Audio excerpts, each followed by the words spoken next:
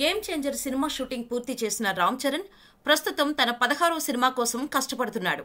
ఆయన ఆస్ట్రేలియా వెళ్లి body build చేసే పనిలో పడ్డట్టుగా కొంతకాలం నుంచి ప్రచారం జరుగుతున్న సంగతి ప్రత్యేకించి చెప్పాల్సిన అవసరం లేదు. రామ్ చరణ్ తన 16వ సినిమా ఉప్పెన దర్శకుడు బుచ్చిబాబు సానా దర్శకత్వంలో చేస్తున్నాడు.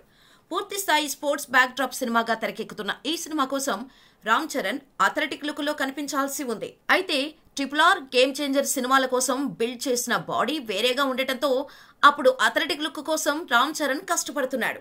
ఇక తాజాగా రామ్ చరణ్ తాను బీస్ట్ మోడ్ లోకి వెళ్లేందుకు సిద్ధమవుతున్నాను అంటూ సోషల్ మీడియా వేదికగా ఒక ఫోటో షేర్ చేశారు.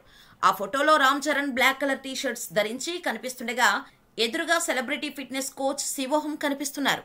అంటే శివోహం ఆధ్వర్యంలో రామ్ చరణ్ తన బాడీ షేప్ చేయించుకుంటున్నారు. ఇక శివోహం అమితాబ్ బచ్చన్, జాక్వెలిన్ ఫెర్నాండెజ్ లాంటి వాళ్లకు బాడీ షేపింగ్ చేయించి ఫిట్నెస్ కోచ్ గా ఉన్నట్టు తెలుస్తోంది.